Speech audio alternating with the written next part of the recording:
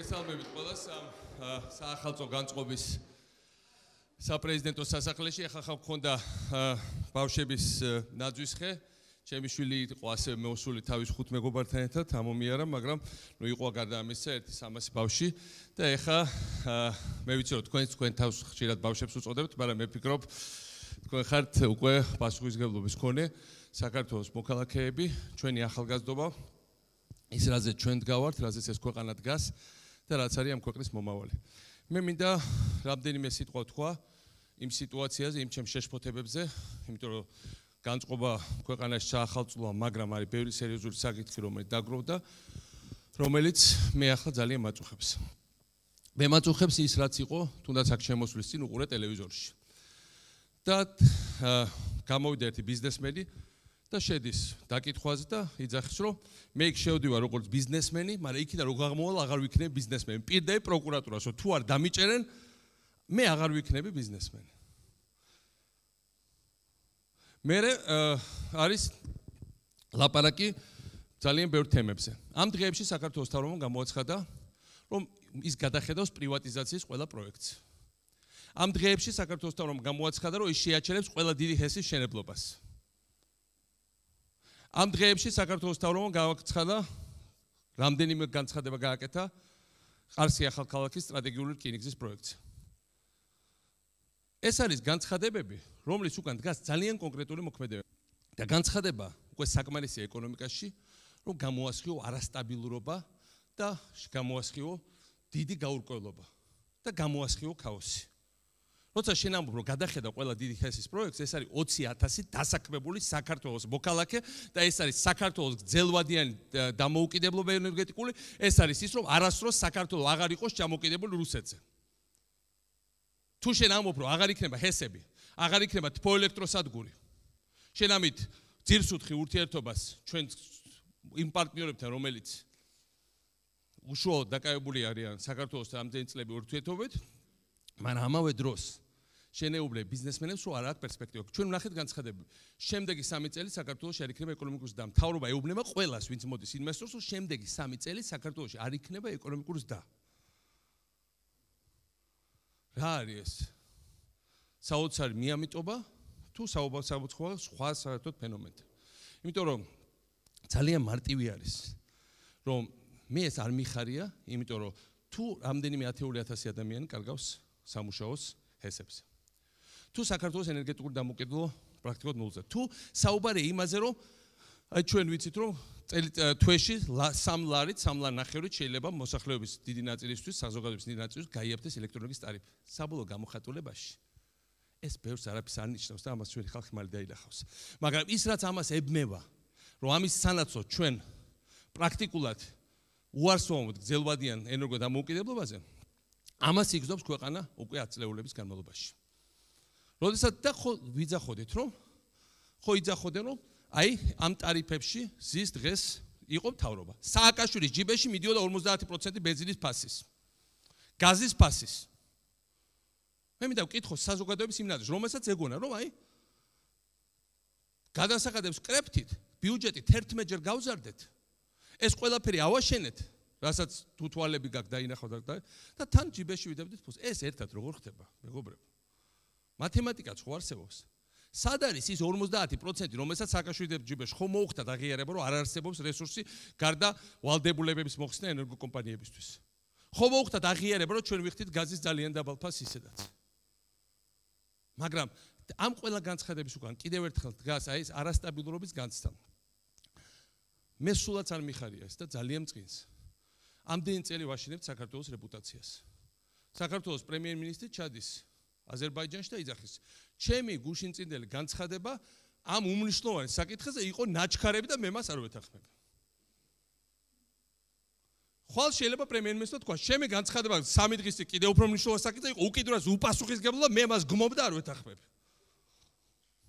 მე რა თქვა, შეიძლება თქვას, რომ ეს იყო სალითოდ გაუაზრებელი და საერთოდ როგრამათქმევი ესეც ის, რომ არ ვეთანხმები. სასაცილო არის, მაგრამ როცა ქვეყანას ეხება ეს არის უბრალოდ პოლიტიკოსი კი არა ცალკე აღებული. ეს არის საქართველოს პრემიერ-მინისტრი. და ეს არის საქართველოსთვის ძალიან დიდი პრობლემა, ჩემი მეგობრებო. როდესაც და ამასთან დაკავშირებით მე მინდა ჩვენ ბევრ საკითხებს ვისაუბრებთ, თავი რაც ჩვენ უნდა გამოვასხიოთ, არ უნდა უტიროთ ყოფას ეკონომიკას რა. გადით ელიავას ბაზრობაზე და ნახეთ როგორ არის შემცირებული ეკონომიკური აქტიურობა. თითოეული პატარა ფინური შარშან 4-5,000 ხო და თქვა მიმოქცევა, ბრუნვა ეხა არის 1000 ლარი, 900 ლარი, 1200 ლარი, ეს ხო კონკრეტული ადამიანები არიან. გაჩერებულია პრაქტიკულად უძრავი ქონების ბიზნესი, იმიტომ თუ შენ აუპრო 3 წელის დარგიქნება, თუ შენ თვითონ ამბობ. მაშინ ბიზნესმენმა შედი რისკი რატო უნდა გაიზიაროს? თუ შენ თვითონ ამბობ, რომ ყველა ხელშეკრულება შეიხედა, მაშინ ვიღაც ბიზნესმენმა ხო უნდა თავისი ფული გარისკოს, რომ შენი ხალხი დაასაქმოს, ხო? და თუ შენ ეუბნები, რომ შენ ეს არ გაინტერესებს და შენ თვითონ არა გაგწმენა შენი ქვეყნის მომავლის. შემდეგი მინიმუმ 3 წელი. რანაირად თუ გინდა რომ ვიღაცა სხვას კონდეს წმენა, რომელიც რეალურ სამუშაო ადგილებს ქმნის. ვიღაცამ სხვა გამაგიშოროს ხეში, ვიღაცამ სხვა გეშო თუ აიძახის რომ საქართველოს თავრობა აცხებს, არ ჭირდება ტრამპტაუერი. მე მესმის რომ ვიღაც თავრობის წევრს არ მოწოს ტრამპტაუერი, იმიტომ სააკაშვილმა გახსნა. მაგრამ საქართველოს ჭირდება ბრენდი, რომ თუ ტრამპიც მოდის საქართველოში, მაშინ 500 სხვა ინვესტორი წამოვა და ეს იყო ჩვენი მიღწევა. რომ ჩვენ დავარწმუნეთ ყველა, იმიტომ კი არა ჩვენ ესე მოგწოდა და ტრაბახობით. აი ეს კაცი სიმართლეს ეუბნება, ჯერ ტყუილია, რატო არ უნდა გქონდეს 3 წელი, არასდა კაც 8% უნდა გქონდეს და წელს. 8%-იან 0-ზე როგორ ჩამოდივართ ამიხსას, მათემატიკა თუ საერთოდ დიდი უროთი არ მიადექი ეკონომიკას და არ ანგრია. მაგრამ და წინა წელს ქონდა 7%, იმის წინ ქონდა 6 და 7 და პირველი 4 წელი ჩემ თავრობის ქონდა 10%-ზე მეტი საშუალო ეკონომიკური ზრდა. და ეს არის აბსოლუტური ციფრები და ჩემი მოგული არ არის. რა თქმა უნდა, ბევრად უფრო ჩქარა გვინდოდა, მაგრამ იყოს და ამ ყველაფრის შემდეგ ვიძახი რომ აი თელი ეს წლები ვიზრდებოდა, ეხა შემდეგ 3 წელს საქართველოს გავიყვანეთ ყველანაირ იმედ წინ, ეხა თუნდაც უნდა შევაჩეროთ და რატო უნდა შევაჩეროთ და ამიტომ მინდა ახლა თქვა კიდე შემდეგ საკითხი, რომელიც ზაგვაღებდეს, ეს არის ამნისტიის საკითხი. შემოვიდა მთავრობა და ეს უკავშირდება პირდაპირ ამ არასტაბილურობის განცდას. ამნისტია მნიშვნელოვანი საკითხია და ეს ეხება თითოეულ ჩვენ მოქალაქეს. შემოვიდა 10 წუთის წინ ამნისტიის კანონი საქართველოს პარლამენტიდან ჩემთან ხელმოსაწერად. ამ ცოტა ხნის წინ შინაგან საქმეთა მინისტრმა განაცხადა. დანაშაული გაიზარდა უმნიშვნელოდ მხოლოდ 50%-ით. ხო გეცინებათ, მაგრამ ესე განაცხადა. სასაცილო არ არის, როდესაც უკვე ვიღაცეები ბევრი ასეთი გამოვიდნენ, მათ შორის მე მოვაწერე ხელი ბევრს გამოყვარეს, თუ ესეები წარმომიდგინეს. დღეს როგორც წესი ამნისტია ცხადდება მაშინ, როცა ქვეყანაში არის სტაბილური ვითარება და შეგიძლია, რასაც ჩვენ ისაც ვარაუდობთ, რომ ნელ-ნელა დააცარიელო ეს ციხეები. თუ აცხადება, რომ უმნიშვნელოდ მხოლოდ 50% გაიზარდა, ამ დროს უშვებთ საშიში დამნაშავების უმეტეს ნაწილს, დიდი პრობლემა აქვს. აქ არის ამნისტიაში არის კონკრეტული მუხლები ეგრეთ წოდებული პოლიტიკური პატიმრების. არც ერთ საერთაშორისო სერიოზულ ორგანიზაციას არასდროს არ უთქვავს, რომ საქართველოში არის პოლიტიკური პატიმრები. 5 არის აღიარებული ბელარუსში, 11 თუ არ ვცდები ჩილო კორეაში. საქართველოს პარლამენტმა გამოაცხადა, რომ 200 პოლიტიკური პატიმარი იყო საქართველოში. და ვის ვაწონებთ ამით თავს? და მინიმუმ ვაცხადებთ, რომ ვარ ძალიან არასერიოზული ქვეყანა, თუ ვინმე სერიოზულად მიიღო გაცხადება 200 პოლიტიკური პატიმარი, რომ ყოფილვართ ჩილო კორეა, ბირმა, ბელარუსი, აფრიკის 70-იან წლებში რო იყვნენ იდი ამინის და სხვა დიქტატორები ერთად აღებული, ხო?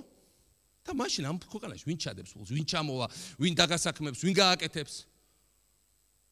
და ეს კონკრეტული ხალხი, ბატონი გევორქიანი, რომელიც მიცემული ნაკოლით ფოთში მოგვიკლეს უამრავი ადამიანი პირდაპირ მიცრა, როდის გეგმებოდა დაბომბდა, როდის უნდა დაებომბათ ფოთის სპორტი. ენვერის საქმე. ეს გადის გარეთ.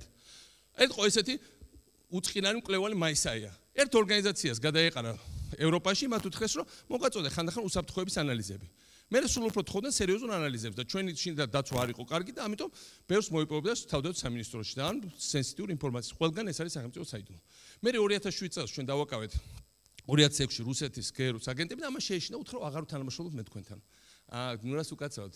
ბიჭო, შენ ხო არაფერი არ გეშლება უთხრას. შენ მართლა ჩვენ NGO ხო არ გონივართ. 4000 ევრო გამოგვართო 6000, 7000 ეხლა ითანამშრომლობ ჩვენ ვართ სპეცსამსახური და გააგრძელა თანამშრომლობა. 2008-ში იჯდა ჩვენი ოპერატიული მორიგის გვერდზე თავდაცვაში და გადაცემდა რუსებს ჩვენი ნაწილების გადაადგილების სქემებს.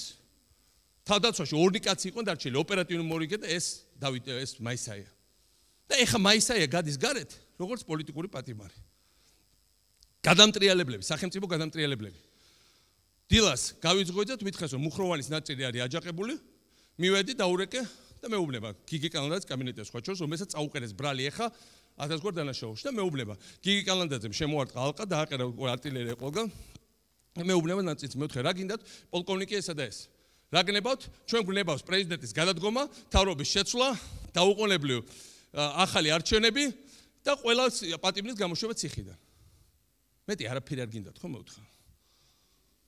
მეტი არაფერი არ გინდა ისე ჩვენა ბატონო არა ჩვენა თავიდან რო დავრიგე რა ხდება არაფერი არ ხდება ჩვენა ბატონო პრეზიდენტო გაფიცულები ვართ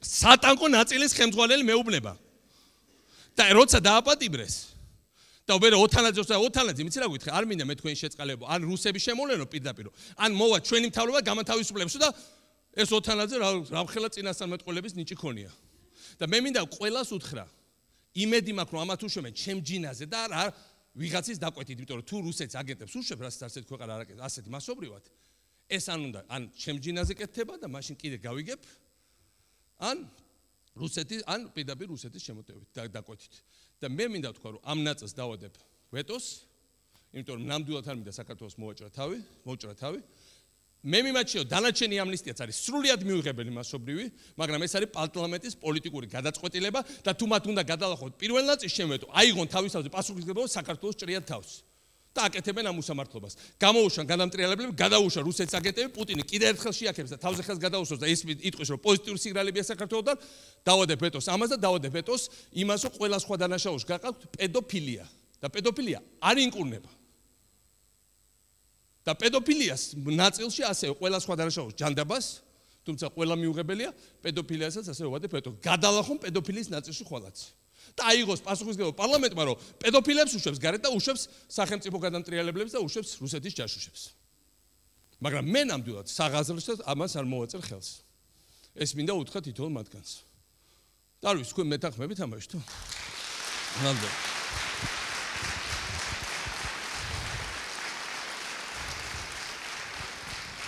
თეონა ჭალიძე 2003 წლიდან მე ამაყად ვაცხადებ რომ ყოველთვის ყველა არჩევნებზე 5 ნომერს ვხაზავ ხოლმე და არასდროს არ ვიქნები სირაქლემას პოზიციაში ან ვირთხის პოზიციაში რომლებიც სადღაც გარბიან, არიციან, სადმიდიან იმიტომ რომ მე მაქვს ჩემი 2 წლის ბავშვის წინაშე პასუხისმგებლობა მე არ მინდა რომ მან იცხოვროს ისეთ საქართველოში როგორშიც მე მქონდა ბავშვობა სიბნელეში, უგზოობაში, კორუფციაში, კრიმინალიშში რომ იყო.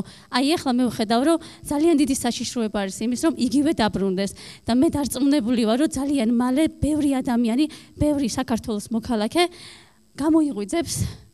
რა მინდა გითხრათ? მე ვფიქრობ რომ დღეს აი როგორ არის ცით ძალიან ჩქარა ვითარდება მოვლენები. და ჩქარა მოვლენები რატო? ნუ ცუდი მოვლენები ჩქარა ვითარდება, მაგრამ ზოგადად პოლიტიკა ძალიან დაჩქარდა. აი ხა ჩვენ ყავს ტომ დორჟაკი ჩვენი ფოტოგრაფია არის ყველაზე ცნობილი საფოტოგრაფიული სააგენტოს თავარი ფოტოგრაფი ამერიკაში მაგნუმის, მაგრამ გერმანელია და საქართველოს ჩამოსახდა და ქართული ისწავლა და დაგუმეგობრდა და აქ დამყვება ხოლმე თანათან. ხანდახან ტომ დორჟაკი ძახის ვეხუმრები ხოლმე რომ პროფესია ფოტოგრაფის დღეს რაღა პროფესია. მესმის 50-იან 60-იან წლებში იგივე სააგენტოს ყავდა ცნობილი ფოტოგრაფები კარტიე ბრესონი, კაპა, ესენი და მუზეუმებში მაგათ ფოტოები და ამავდროულად ეს არის როგორც ადრე ლიფტში რო იყვნენ, იცით, ქალები და კაცები თქვენ არ გეცვენებათ, მაგრამ ალბათ წიგნებში ან ფილმებში გინახავთ, რომ დააჭერდენ თიც რომ შეხვიდოდი, აბა ამიყვანა გენაცვალე მე-12 საათზე და კიდე უნდა შეიძლება ჯიბეში ჩაგედო. ხო აღარ არის.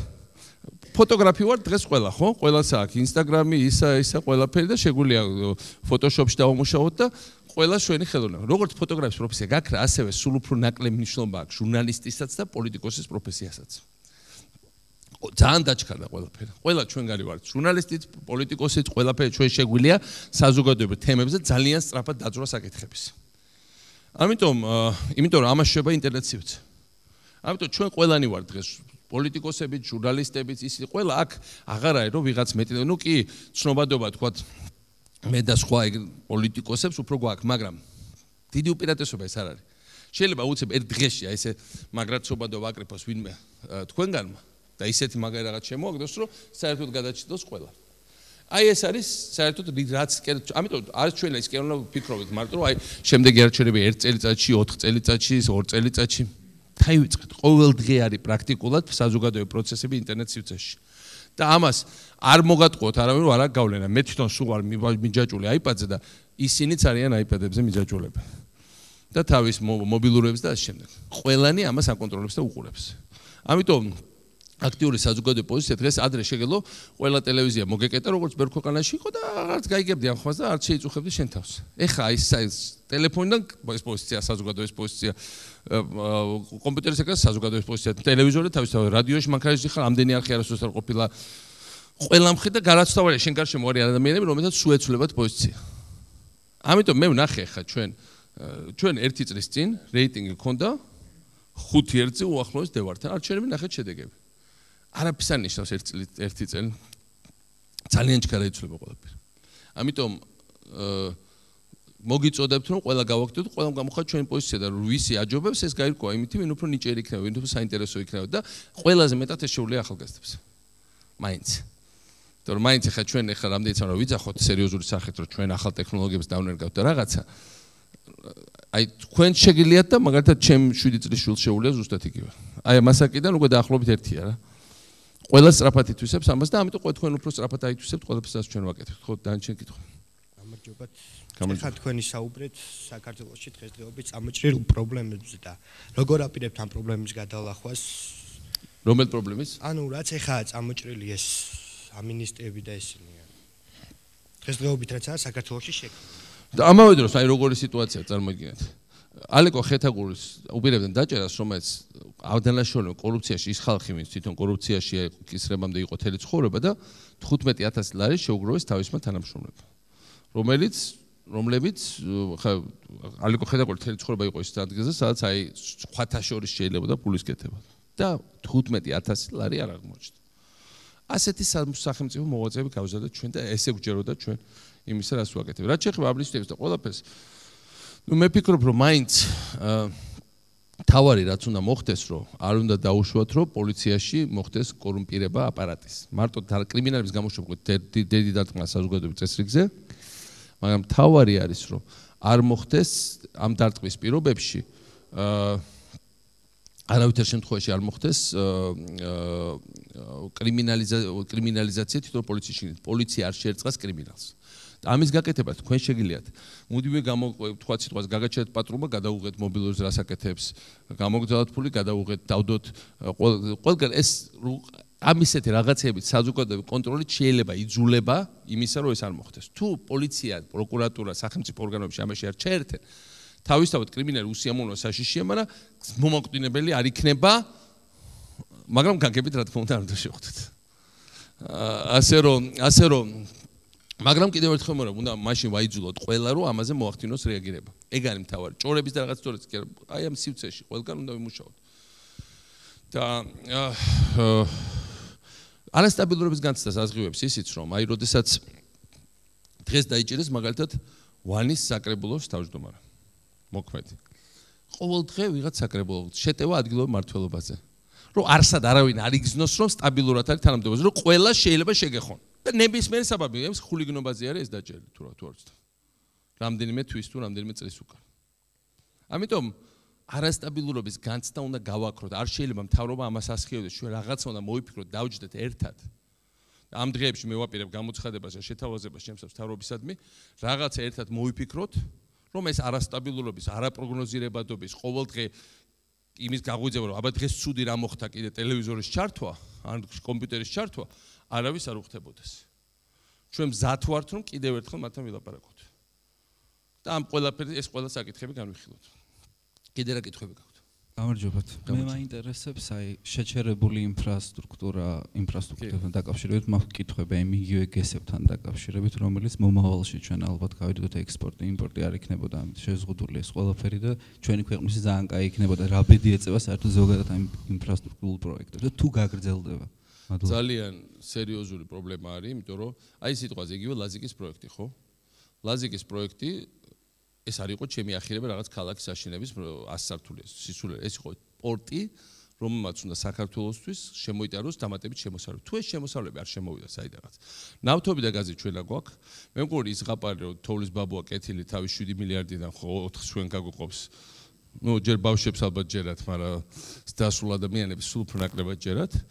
ამიტომ საუბარი არის იმაზე, რომ ჩვენ უნდა შევძლოთ ამ ყველაფრის ობიექტურად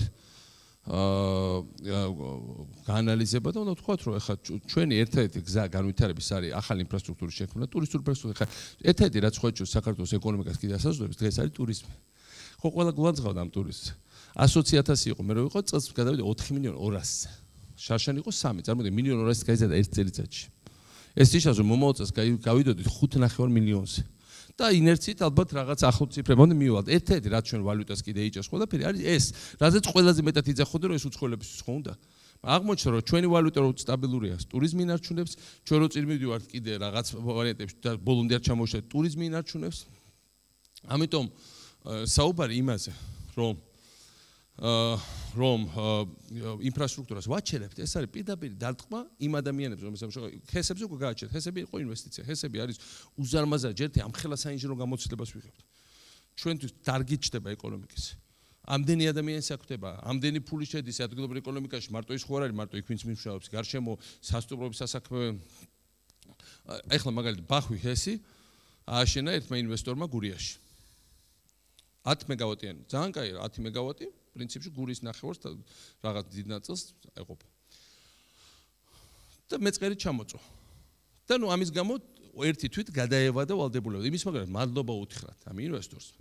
და მივიდეთ და ის მეწყერი გაუწმიდოთ, უთხრა რომ შენ გაწმინდა მეწყერიო და კიდე დააჯერებს $1.5 მილიონ მთავრობას.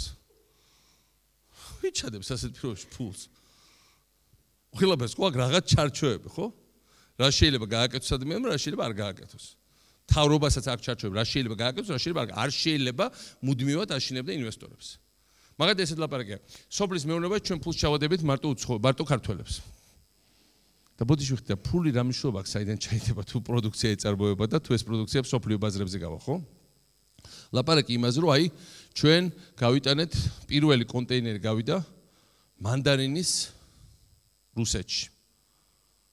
და აი ნახეთ და ეს ტელევიზიით ჩანს, აი მაგარი რაღაცა, აი ნახე რა მაგარი შედეგი გამოვახავ მთავრობამ, პირველი კონტეინერი ჩვენი მანდარინის არის უკვე მოსკოვში.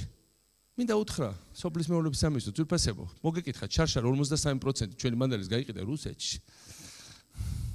ოღონდ ღირდა ზუსტად 2.5-ჯერ ძვირი, ვიდრე წელს ღირს, იმიტომ რომ ხელი არ გაანძრია არავინ, იმიტომ რომ ეს ქსელები აეწყო. შარშარ როდ გავიდა აზერბაიჯანის, სომხეთის გავლით, სხვა მესამე ქვეყნების გავლით და ჩვენ ამაზე ბევრი ხმაური არ მოგვიწყია. არა გავყიდეთ. აღარ არის ხა სახელმწიფო საიტო. ასე რომ ჩვენ გავხსენით რუსეთთან ფრენები, აეროპორტში მაინც ერთხელ ყოფილიყართ. რუსეთში უკვე 3 წელია დაფრინავს თვითონ. ასე რომ ამ ყველაფერს უნდა სახელები დაერქვას და ბოლს აქვს ყველანაირი ლიმიტები თავისშენ.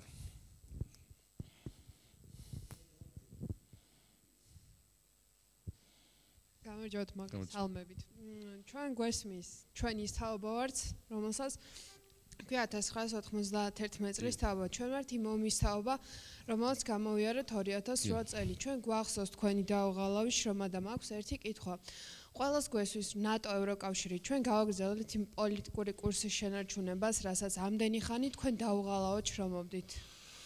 ესე არასოდეს არავის არ უნდა უთხრათ, არასოდეს არ მიგატოვებთ, ეგ არ არის სწორი. ადამიანმა შეიძლება თავისთავად მიატოვოს და მაშინ აუცილებლად უნდა მიატოვოთ. ადამიანმა შეიძლება პრინციპებს უღალატოს და მაშინ აუცილებლად უნდა პრინციპებია მთავარი და ჩვენთვის არის ეს არის და ჩემთვისაც ეს არის რომ მე მუდმივად ჩემ თავს ვეკითხები, ჩვენ ვართ თუ არა ჩვენი პრინციპების ერთგულები. რაც შეეხება იმას, რა თქმა უნდა, ერთ-ერთი თეორია რომელიც ახლა არსებობს არის შემდეგი, რომ ჩვენ თუ ასე გავაგრძელებთ, თუ გადავიკიდეთ საბოლოოდ უცხოეთი, ამერიკა, ევროპა, ცივილიზებული სამყარო, ჩვენ მეტი წასასვლელი თუ არა რუსეთი არ გვექნება. და ამიტომ და ეგ არის ობიექტური რეალობა. და მე უკვე იქ გველოდება ჩვენი მეგობარი ვლადიმირი, რომელსაც უკვე უთხრეს ყველაფერში დამნაშავე მე ყოფილი ვარ 2008-ში და წელიწადებში. რომელიც უკვე გამოაცხადა საქართველოს რა ბედი აქვს. წიფლისკე გუბერნია. ამიტომ პარლამენტის დროზე აქეთ უნდა გადმოვიტანოთ, იმიტომ რომ თბილისის გუბერნია აქეთ არის, რიკოტის იქით აღარ იქნება. ეს არის სამწუხარო რეალობა, რაზეც ჩვენ ვლაპარაკობთ. და ამიტომ ჩვენ უნდა ვიყოთ ყველანი ძალიან ფრთხილად, იმიტომ რომ საერთო ორიენტაცია ნატოზე, ევროკავშირზე ეს არის ფასეულობითი ორიენტაცია. და როცა ჩვენ ვიძახით რომ ნატოს გენერალ-მდივანი ერევა ჩვენში გასაქმეებში, როგორც განაცხადა ერთ-ერთმა მთავარმა ლიდერმა ამის. ნატოს შიდა საქმე თუ გვინდა რომ ნატოს წევრები ვიყოთ, ჩვენი შიდა საქმეები ნატოს შიდა საქმეებია. იქ აღარ არსებობს გაყოფა. თუ გინდა რომ შენ იმათ შენ დაგიცვან, მაშინ პასუხისმგებლობა საერთოა. და დაცვა იმის კი არა როგორც ადრე იყო საბჭოთა კავშირის შიდა საქმე, ძალიან დიდი განსხვავებაა. საბჭოთა კავშირი ყველა ნაბიჯს გიკონტროლებდა, ყველაფერში ყოფდა ცხვირს და ყველაფერს გიგზავნოდა. ეს გეუბნება რაც გინდა შენ გააკეთე განვითარდე ყველაფერი ვიყოთ ფასეულობებს ეცი პატივი ადამიანებს მიეცით აზრის გამოხატვის საშუალება უსამართლოდ უნდა იჭერ ადგილობრივ თვითმმართველობას ნუ გაანადგურებ ყველაფერი იმას რაც არის აქტუალური დასავლური ფასეულობების ამიტომ ჩვენ ვიყავით ტკიბზე მისული აი რატო 2013-ში არის ვილნიუსში ნატოს სამიტი ნოემბერში ნატოს სამიტი ნიშნავს რომ ჩვენ ქონდა შანსი მოლდოვასთან ერთად მიგვიღო ევროკავშირის პერსპექტივა. რა არის ევროკავშირის პერსპექტივა? ეს არის ფორმულირება, რომელიც გვეუბნება, რომ საქართველოს შეიძლება გახდეს ევროკავშირის წევრი. დაიწყოს რაღაც ეტაპზე და რაღაც ეტაპი შეიძლება იყოს 2, 3, 5 წლის შემდეგ ევროკავშირის წევრობაზე სრულფასოვანი მოლაპარაკება. ეს არ აქვს არც უკრაინას, ბუნებრივი არ აქვს ჩვენ სხვა მეზობლებს და ამავდროულად. აქ ვართ ვიყავ მისული, ვართ კიდევ.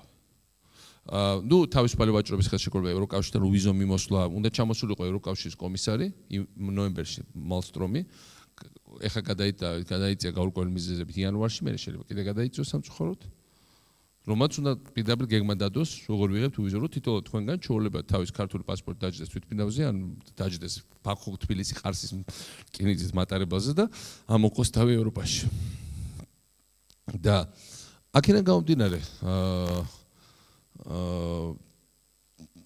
ეს ყველაფერი აი ტკიბზე იყო მოსული ნატოზე 2014 წლის ნატოს სამიტი. ხა ეს ჩემი სიტყვები ხო არ იყო ყველა ლიდერმა ნატოსი ჩიკაგოში თქვა რომ 2014 წელი იქნება გაფართოების სამიტი საქართველოს არის ერთ-ერთი თავი კანდიდატი.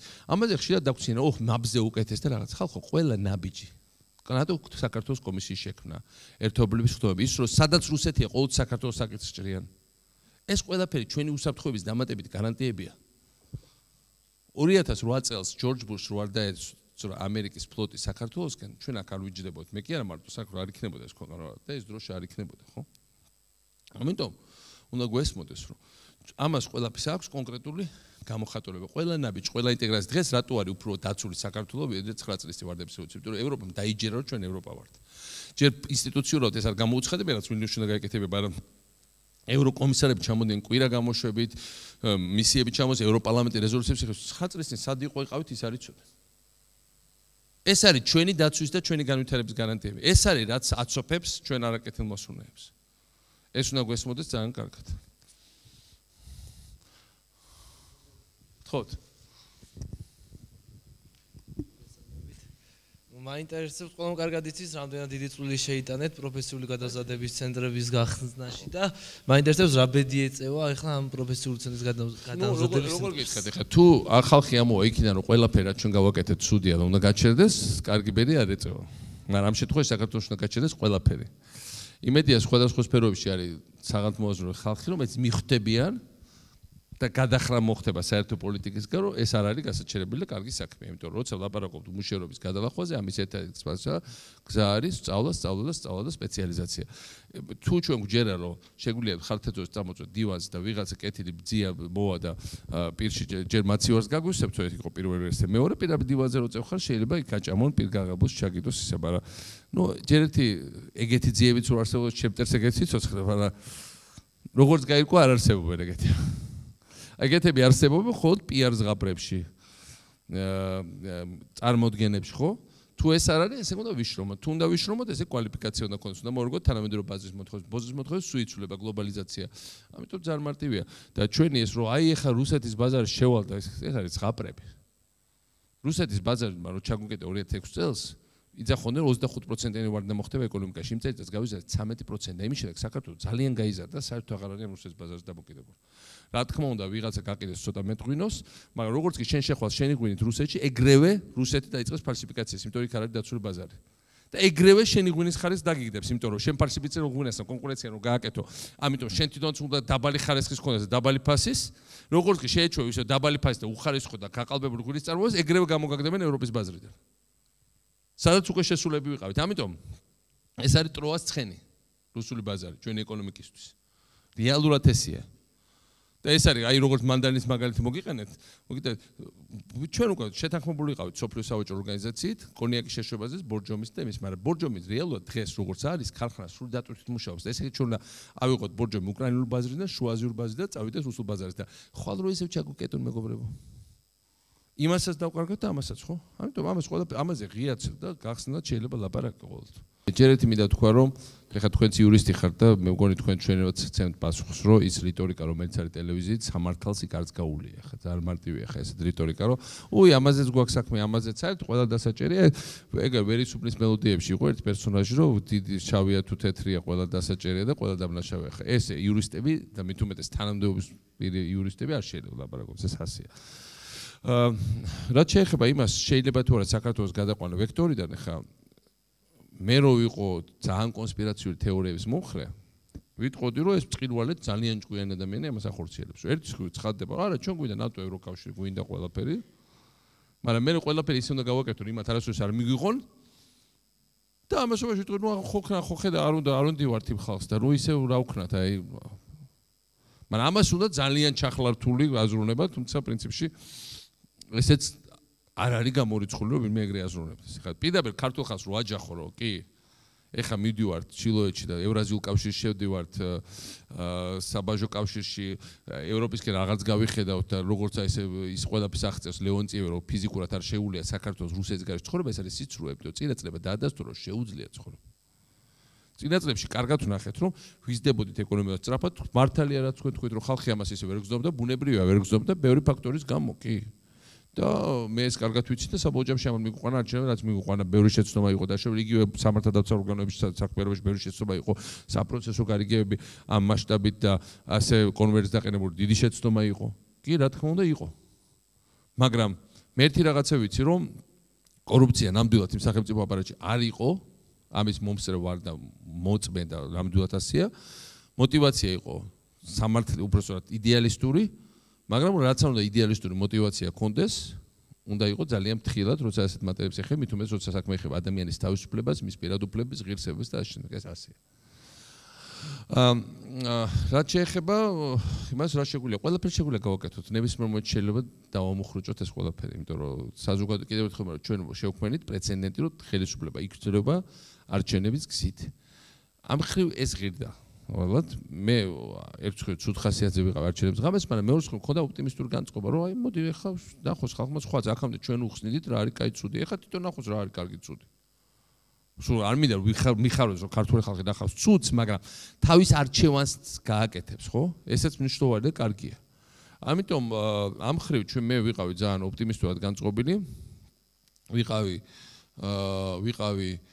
და ვარ რჩები ჩემაზე რომ ამ ყველაფერს აქვს პოზიტიური მხარეც და მაგრამ ერთი რაღაცა ქართული ხალხი არავის არჩევნებს არ გააყალბებებს. შეეჩვია ხალხი რომ არჩევნები არის მისი საკუთრება. 2003-ში გაყალბდა ბოლჯერ არჩევნები და რითი ზამთარ და ყველა ვნახეთ. ყველგან აყერია ტელეკამერები ყველა საარჩევნო უბანზე.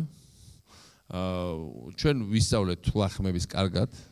მე ვიცი ხალხმა ისწავლა ზოგადად და იციან მინიმუმ არჩევნები არის კარგი რაღაცა იმისათვის რომ მთავრობას რაღაც გამოგლიჯო, ხო? და თუ მთავრობა გააფუჭა ის რომ გააყალბები არჩევნები, მაშინ როგორ აიძულებ რომ კარგი რაღაცები გააკეთოს თუნდაც საარჩევნოდ, ხო ასეა? ამიტომ ეს არის ის საკუთრება, რასაც ქართველი ხალხი ესე გულია ვერ უთხრა მესმის ქართულ ხალხმა შეიძლება გაუძლოს იმას რომ მართლა ტარიფები არ შეუმცირონ და მართლა უფასოდ არავინ არ აჭამოს და ნუ ეს რაც ესეც ასე იქნებოდა და ვიცით და რა ბევრი სხვა რაღაცა და რომ აღმოჩნდა რომ სწავლის გაფასული პირიქით გაიზრდება, აღმოჩნდა რომ ბევრი რაღაცა პირიქით პროგრამები შემცირდება და ამასობაში გადასახადები გაიზრდება, აღმოჩნდა რომ ბევრად უფრო მეტად მოუჭირეს ხელი თქვა წინემე წარმოებს ვიდრე როდის მე ვინმე წარმოდი ეს ყველაფერი მაგრამ თუ არ თმევენ საბოლოოდ ამ ყველაფრის გამოსწორების საშუალებას ამას ნამდვილად არ მოეთმეს და ეს არის არჩევნები და საქართველოს რო იყოს სრულფასოვანი დემოკრატია ორჯერ მაინც დემოკრატიულად უნდა შეიცვალოს მთავრობა. ერთხელ ახლა შეიცვალა. აი კიდე ერთხელ რო შეიცვლება. მაშინ ვიქნებით სრულფასოვანი დემოკრატია. და ქართველი ხალხი არ არის ახლა ექსპერიმენტსა და რო გეუბნებიან რომ აი ერთი წელი ძალიან ცუდად იქნება, მეორე ცოტა უკეთესად. მე რატომ უნდა იყოს ერთი წელი ძალიან ცუდად ამიხსენეთ? ყველაფერი კარგად მიდიოდა და რატო უნდა იყოს უცებ ყველაფერი ძალიან ცუდად და არათუ უნდა გავჩერდეთ. ხო და აი ეს ლოგიკა მე კარგად არ მესმის. გამარჯობათ. ირმა დოლიძე. უკაცრავად ბატონო პრეზიდენტო მე ესეთი შეკითხვა მაქვს. გავიხსენებ ციხის ამბებს და მინდა აღნიშნო რომ მე ნამდვილად არ მომწონდა ის რაც ხდებოდა ციხეში და დარწმუნებული ვარ არც აქ მჯდომს არც ეს არ მოწონდა. ძალიან უცნაური იქნებოდა. რაც ციხეში ხდებოდა მე მახსოვს ვარდების რევოლუციამდე ეს ყველაფერი ხდებოდა იქ სადაც ახლა ვარდების რევოლუციის პარკია ათასობით კუთხეებში და ბნელ სადარბაზოებში არანაკლები ხდებოდა ეგ ძარცვა მკვლელობა გაუპატიურების თელობები და ასე შემდეგ.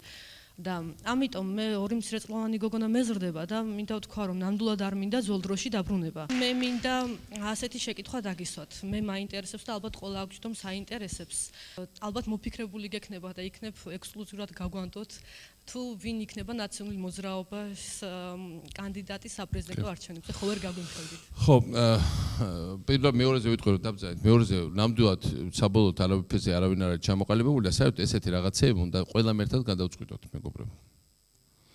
ეს დრო როცა სამი კაცი ჩაიკეტება სადაც რაღაცას წყვეტს, ამან ბევრი შეცდომა დაგვაშვებია. ამიტომ ყოველთვის უნდა როცა ჩვენ ვიძახით რომ ახალი ტიპის პარტია უნდა იყოს, ახალი ტიპის პარტია ასევე გულისხმობს, აი ყველა ჩვენ ერთად უნდა შევიკრიბოთ, განსაკუთრებით ახალგაზრდობა, ყველა გავიაროთ, ყველამ ერთად ვიმსჯელოთ და შემდეგ ერთად მივიღოთ გადაწყვეტილებები. ეს ეხება ჩემ თავსაც, პრეზიდენტობის კანდიდატსაც, პრემიერობის კანდიდატს, მომავალში რა თქმა უნდა ნაციონალური მოძრაობა და აკომპლექტებს მთავრობას, ეს ეხება ყველა ადგილობრივ კანდიდატს და შემდეგ.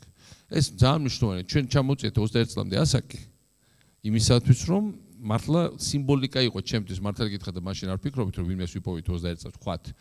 იმიტომ მარტო ის კი არა, რომ ვინმე შეიძლება უნდოდეს, შეიძლება ძალიან ბევრს არ უნდოდეს 21 წლის ასაკის ადამიანს პარლამენტში მოხვედა გასაგები მიზეზების გამო. მაგალითად მე უარი ვთქვი თავის დროზე პარლამენტის სიედან გავედი და წავედი უცხოეთში სასწავლებად. ვიყავი ადგილმონაცვლე ვიყავი 92 წლის პარლამენტში და თქვი რომ ახლა ეს არ მაინტერესებს, მიდივარ უცხოეთში მინდა ვისწავლო. ამიტომ რაც შეეხება ციხის კადრებს, ციხის კადრები იყო ძალიან მძიმე, იმიტომ რომ იყო ჩვენ სისტემაში მით უმეტეს რომ ამდენი ლაპარაკი იყო რომ ეს ხდება მოდუნდა ყურადღება და ამიტომ მე ამას უწოდე სისტემური მარცხი. რა თქმა უნდა დიდი ნაწილი იყო დადგმული და ეს ყველა ვიცით, მათ შორის ის ვინც ყველაზე მეტად ყვიროდა და ცოცხებით დარბოდა, იმათაც ჩვენ რა თიციან, ეს ცოცხების თემა რომ დადგმული იყო. მაგრამ რა მნიშვნელობა აქვს? ჩვენ სისტემაში ვიღაც ჩავიდა და დადგა, ხო? ესე იგი სრული განუკითხაობა იყო იქ ყველგან, ხო? და მეორე ხა ცემის ფაქტი ნამდვილად იქ დადგმული არ არის და ცემა და სიტუაცია იყო ძალიან მარტივი და ჩვენ უნდა გვესმოდეს რა. არსებობს ორი მეთოდი ციხის კონტროლის. ერთი არის პატიმრების მიერ და ერთი არის ადმინისტრაციის მიერ. მე როცა ვიყავ იუსტიციის მინისტრი, ვაღიარებ რომ მაშინ ციხეს აკონტროლებდნენ პატიმრები. ვაღიარებ, ჩემ დროს აკონტროლებდნენ კანონიერი ქურდები. არ ქონდა სხვა მეთოდი, იმიტომ რომ კანონიერი ქურდებს როებიძო პოლიცია შემხარეს უნდა იყოს, სახელმწიფო სისტემა სხვა უნდა იყოს და ხა ტარიელ ონიანს ციხეში, აეროპორტში ხდებოდა დიდი ზარზეიმით, შინაგან საქმეთა მინისტრი მოყავდა იმ სიტუაციაში და შაქროკალაშოს იმ სიტუაციაში რა იმაზე შეიძლება ლაპარაკი რომ ციხეს სხვანაირად გაგაკონტროლო. ერთ-ერთი რაც შევცვალეთ რომ ქურდებისგან არ ვიღებდით აბშაკის ფულს ბუნებრივია. მე ჩემი მოადგილეები იქ რა ვიცი, გიორგი არველაძე დავნიშნე ციხის უპროსეს 22 წლის ასაკში. ასე რომ და არ იღებდა რა თქმა უნდა ამ ფულს, მაგრამ ამ დროს რა ხდება? თუ პატიმარი აკონტროლებს, აი გუშინ წინ თუ გუშინ როცა პატიმარმა ჩამოიხსო თავი. სამწუხაროდ დღევანდელ სისტემაში როცა ისევ პატიმრებს გადააბარეს ციხის კონტროლი, ეს იქნება ძალიან ბევრი. იმიტომ რომ როცა შენ გააქვს ეს სისტემა, მაშინ პატიმრებს ათამაშებენ კარტს. ვერ ჩამოიტან, შეიძლება ჩამოხრჩალი იპოვონ. იქ რა ქვია, ვერ ჩამოიტან, შეიძლება ნაცემო, შეიძლება კიდე უვალესი უკრან. და იქიდან ხდება ვაზურატები ეგრეთ წოდებული მანქანების. იქიდან ხდება დანაშაულის კონტროლი. მობილურები ყველგან არის. წამალი ისევ მასობრივად შევიდა ციხეში. ეს იყო ერთი და მეორე გზა იყო, რომ არც წამალი, არც მობილური, არც არაფერი ვერავინ იქნება. შიგნით ვერაფერს შეშობა, ადმინისტრაცია აკონტროლებს. მაგრამ ამ დროს ამ ადმინისტრაციას უნდა ხონდეს იმის ტვინი, რომ აკონტროლოს ისე, რომ არ ცემოს. იმიტომ რომ ყოველთვის არის პატიმარი, რომელიც ძალიან თავზე ხელახმა, რომელიც აი არ მადარდებს თუ ზიო არ ციხეში, მაინც ახაც მოვაწყობ ყველაფერს. არსებობს ბევრი მეთოდი განვითარებულ სამყაროში, როგორ აკონტროლო ასეთი პატიმარიც კი ჯოხის აღების და თავის ჩარტყმის გარეშე. აი ეს იყო რაშიც გაჭედეს. და ეს იყო რაც ვერ განმავითარეთ. თუ თორე და მაგას ხო ჩვენ ხათუნა კალმახელის უიძახ ხო და რომ ესტონეთიდან გადმოვიღოთ, საიდან გადმოვიღოთ, რომ რაღაც მეთოდები არსებობს, რითაც შეიძლება აი ესეთი პატიმარი რომ აი ყველაფერზე წამსვლელია. და იმიტომ რომ თუ უშვებ რომ ესეთი პატიმარი უნდა ცემო, მე ეს ცემა ვცელდება სხვებსაც. და ეს არის სრულიად მიუღებელი და მე უკვე თუ უშვებ რომ აღარავინ აღარ იყურება იქით, იქ მე შეიძლება კადრების დადგა, შეკვეთებიც მიიღო და ყველაფერიც გააკეთო. ამიტომ აი ეს არის რაც ღიად უნდა ვილაპარაკოთ, რომ ესე იყო, მაგრამ არსო ეხლა საწავედ წავედით ჩვენ წინ, იმიტომ რომ დავბრუნდით უკან. იმიტომ დავბრუნდით იქ სადაც პატიმრებს აქვს უკვე ეხლა პატიმარი უთყავთ ცებს ბადრაგს ეკлауს თუ ის წინააღმდეგობას უწევს რაც მოხდა. არ ვიცი ეს კონკრეტული შემთხვევა როგორ იყო, თვითონ ჩამოუშვათ თუ ჩამოახშეს, მაგრამ არ უნდა გაგვიყურდეს რომ ესეთ რაღაცები გახშირდება ამ სისტემაში. და რაც თავარია ჩვენ უკვე არამხოლოდ ის რომ პატიმარი ციხეში ეს არ იქნება მისი დანაშაულების საქმიანობისგან დაცვის გარანტია საზოგადოებისთვის. და შიგნით სხვა სისტემა უკვე პატიმრებში რაც ხდება. აი ეს არის სამწუხაროდ რაც მივიღეთ ყველაფერში შედეგად და რა ხა მეორე ხება მესმის რომ მასობრივ ამნისტიას ისინი აკეთებენ, იმიტომ რომ ეს არის მათი პოლიტიკური პლატფორმის შემადგენელი ნაწილი, მეგობრებო. და იცით რომ პერიოდულად როცა მიტინგები ეწყობოდა, ისინი ძახოდა ერთ-ერთი რომ ჩვენი ძმები იტანჯებიან ციხეში, საუკეთესო ბიჭები დაჭერილები არიან, ერის გენოფონდი იღუპება, ხალხს ქუჩებში ხრეტავდნენ, ამასინათ ერთმა თქვა აგერ ქადაგებაში. ვინ ხრეტა, ვინ ხალხს ხრეტა? ამიტომ, მაგრამ ღვთისმოგონება ჩვენ მარსიდან ჩამოვიდეთ, შეგვატყობინეს ახლა მაგარი ახალი ამბავი, ხო? მაგრამ, მეორე გზა არის ესა, რომ პოლიტიკური პლატფორმა იყო ასეთი. რომ ესენი არიან ჩვენი პოლიტიკური წარმატების ნაწილი. ის ბიჭები რო არ დაეხოცათ, ჩვენ ძალაუფლებაში ვერ მოვიდოდით. ეს რომ, რა თქმა უნდა, იყო ძალიან ტრაგიკული შემთხვევებიც იქ. მაგრამ იყო ჩვეულებრივი კრიმინალებიც, რომელიც ჩვეულებრივად პოლიციას შეტაკებაში რაც ხდება ყველა ქვეყანაში დაიღუპენ და არ არის სასურველი არასოდეს ამ ძალის გამოყენება, მაგრამ ხანდახან ეს არის სრულიად გარდაუვალი. ჩვეულებრივი ნაწილია სამართალდაცვის სისტემის მუშაობის. და ამიტომ ეს უნდა გვესმოდეს ყველაფერს აღმას აქვს სხვადასხვა ასპექტები. მოგესალმებით ბატონო პრეზიდენტო. უკვე დაახლოებით 2 თვე არის გასული, რაც არჩევნები იყო რა და აი პატარა ანალიზის შედეგად შეიძლება ძალიან გამოკვეთილად ჩანდეს ის, რომ ნელ-ნელა მივდივართ უკან. ანუ ერთ ადგილას კი არ ვდგავართ, თანდათან ბრუნდებით. აი ძალიან აქტიური შეხება მაქვს მე აღმოსავლეთ საქართველოსთან, ზოგადად სამსახურებრივი მოვალეობიდან გამომდინარე და ჩემ თვალწინ აღმოცენდა ისეთი ქალაქები, ანუ თავიდან აღმოცენდა როგორც არის ახალციხე, როგორც არის თელავი, ყვარელი, სიღნაღი და დღეს ეს ყველაფერი არის ჩამკვდარ მდგომარეობაში, იმიტომ რომ მე რომ მივდიოდი თქვენ პერიოდში, ანუ არჩევნებამდე სასტუმროს დასაჯავშნად, ხო, 2 კვირით ადრე უნდა დამერეკა. ამ ეტაპზე სასტუმროები არის ცარიელი, ჰესები არის მიტოვებული, უცხოელები აღარავინ აღარ გვხდება ქუჩაში და პრაქტიკულად ტურისტული ზონა მთლიანად ჩაკვდა. მეორე ფაქტორი, რომ დაახლოებით 1 თვის წინ მომპარეს მობილური. ანუ ეს ფაქტი, რაც აქამდე არ იყო ქურდობები, ტელეფონი ამაცალეს. მესამე ფაქტი, რომ პატრულმა გამაჩერა, კი არ გამაჩერა, მანქანა მყავდა გაფრჩებული და გააჩერა პატრულმა. და ძალიან ესეთი სახით, ადრე რომ გეხმარებოდნენ ყველანაირად და გვერდში გედგნენ, ჩვენ ახალი დანიშნულები ვართ, ეს ხიპიანი პატრულები იყვნენ, პოლიციის მოადგილეები და ჩვენ არაფრით შენი დახმარება არ შეგვიძლია. ანუ სადაც რასაც მოვედი აქეთ იქით, ხო, პრაქტიკულად მივდივართ უკან. და გამოდის იცით რა, რომ მივდივართ ჩიხში არა მარტო საერთაშორისო თვალსაზრისით, არამედ თვითონ ქვეყანაშიც უკვე ცოტა ძალიან მალე კრიზისში შევალთ. არის თუ არა რაღაცა ის გზა, რომ დავსხდეთ სულ ყველანი და ერთად ვილაპარაკოთ იმაზე, რომ გამოასწოროთ ეს მდგომარეობა, იმიტომ რომ დღეს არის არ შემდგარი პოლიტიკოსების პარადი, რასაც უყურებ. ხალხი, ვინც მთელი 20 წელი იბრძოდა იმისთვის, რომ რაღაცა ყოფილიყო, ფულის გამო მოვიდა მთავრობაში და ლოგიკურად საღი აზროვნების უნარი მათ არ გააჩნიათ. ამიტომ ის ცვალებადი გადაწყვეტილებები იქნება თუ წინადადები, ეს არა მარტო საერთაშორისო თვალში, არამედ ჩვენთვისაც მავნებელია რა უკვე. ზოგადად მოსახლეობისთვის რა გზა არსებობს იმისი, რომ ისევ ფეხზე დავდგეთ და არ დავიჩოქოთ და საერთოდ არ გავნადგურდეთ ამ დედამიწის უგზე რა. ხო. ნუ პირველი 21 დეკემბერს გადავჭით უკვე განადგურებას, ეს კაი ახალი ამბავია. მეორე კი, თუ წინ არ მიდიხარ უკან, ადგილზე დგომა არ არსებობს. ეს არის ჯოლი მექანიკის კანონები, ხო, პოლიტიკური მექანიკის. კიდევ ერთხელ ჩვენი საზოგადოების აქტიურობა ყველა ამ ფაქტზე ყურადღების გამახვილება, რომ იქეთ გაჩერდა, იქ პატრული გვეუხეშა, იქ უსამართლოდ დაგვეჯარიმა, იქ ვიღაცას უსამართლოდ ბრალი წაუყერეს, იქ ვიღაცას უსამართლოდ ჯიხურში შეუვარდნენ. აი ხა იმ კონკრეტული შემთხვევა იყო, მიყვებოდა ჩემი მეგობარი, მეზობელი იყო ადრე და ეხლა ჩემი სადღაც შემხდა ქუჩაში.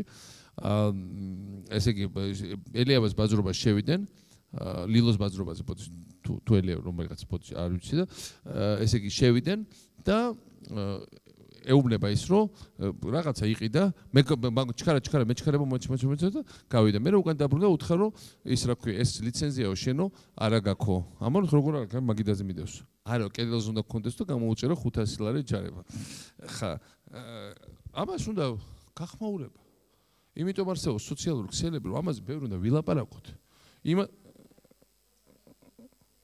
ხო, იმიტომ რომ ხო და ეს ხო ის არის რომ პანიკაში ჩავარდნენ ეხა, დაინახოს რომ გადასახადები აღარ მოდის, მაგრამ გადასახადები აღარ მოდის, იმიტომ კი არა რომ საცოლავი ელიავას ბაზრობის განყიდველი არ იხდის. არ გავოდი, იმიტომ რომ ეკონომიკა გაჩერდა.